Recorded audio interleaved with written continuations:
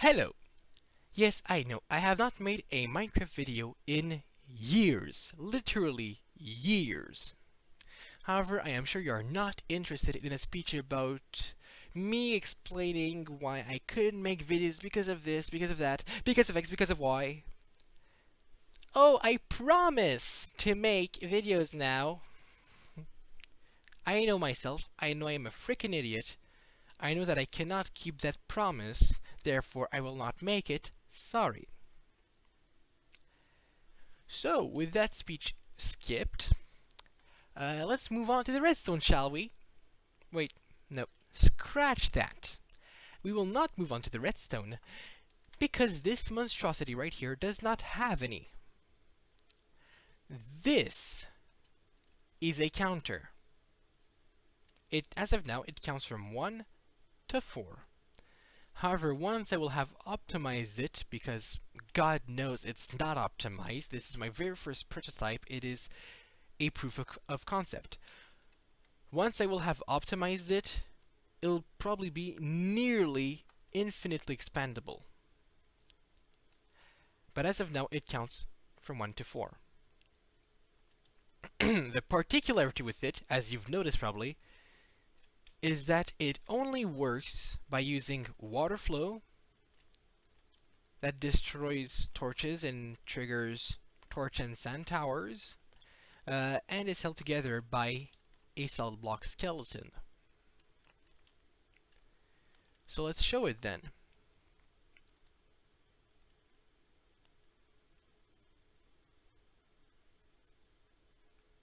One.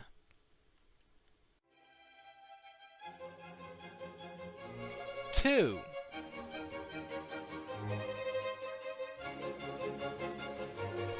3.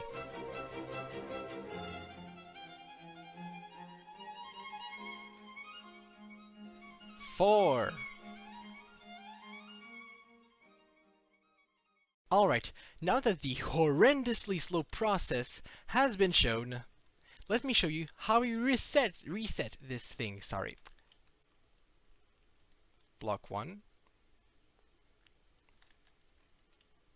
Block 2. The reason why you don't see anything is because I already set them pre-recording.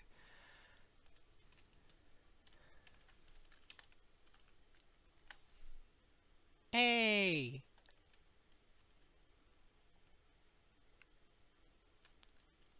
First block. Second block.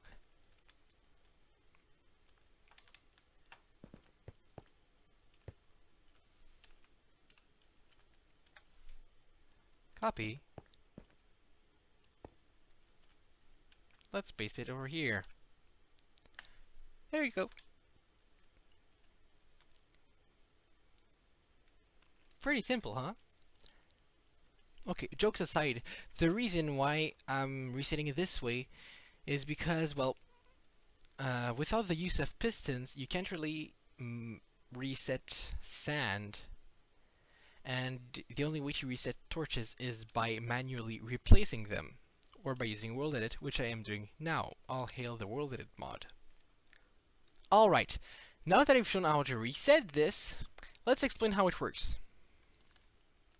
The input of water is here.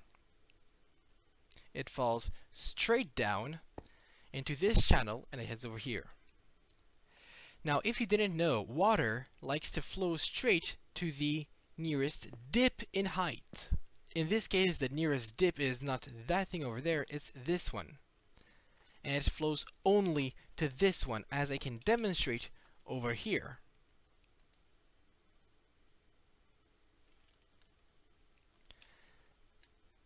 Now, that's for when you place the water. That's the rising edge of water. That's the easy part. The hard part of this build is what happens when after this torch tower falls and you remove water. Because of course, the concept relies on you placing water repeatedly.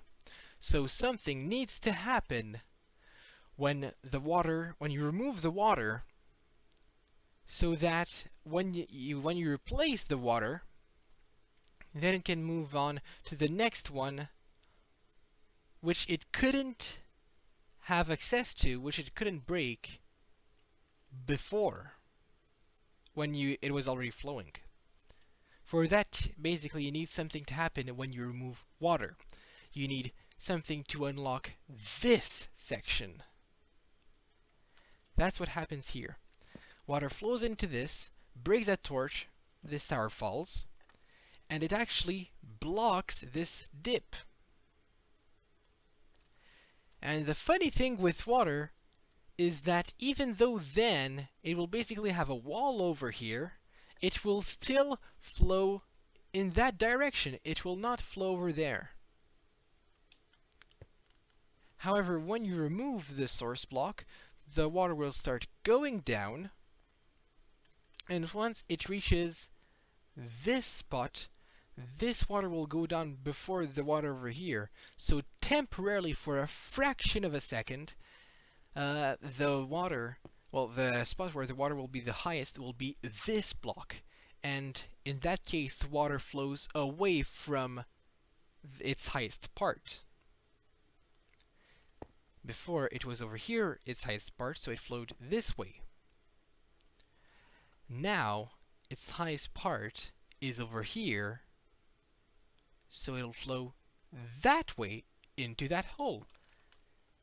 And the water will actually stay there long enough, oops, sorry, it will stay there long enough for the water here to flow into this channel over here, break this torch tower, which will, of course, allow, by making these three blocks of sand fall, it will allow the water, once placed, to flow instead into this channel, into the next section.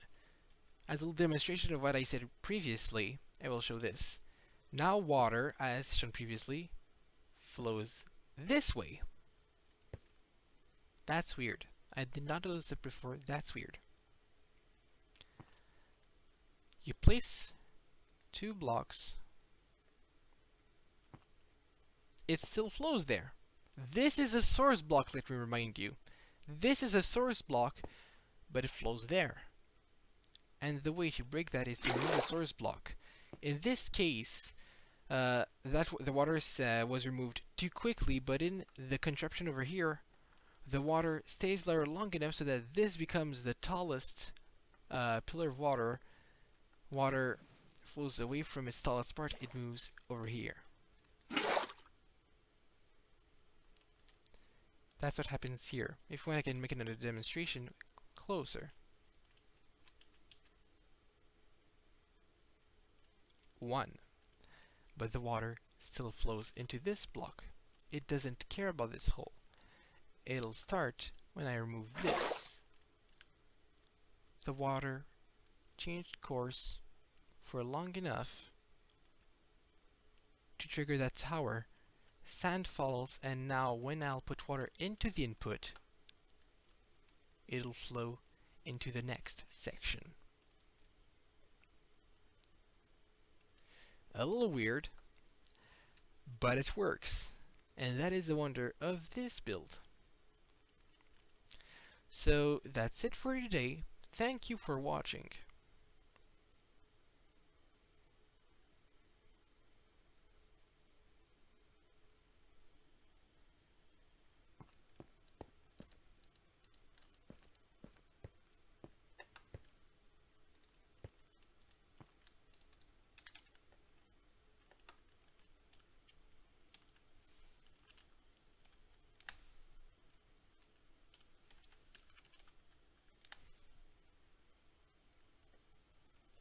You're still around. Why? There's nothing more in this video. Go click on another one. Please. Stop. You're just wasting your time.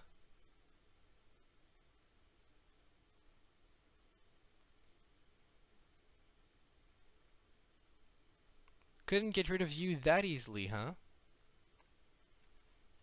Alright.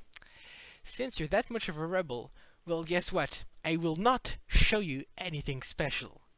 If you will not close this video, I will do it for you like this.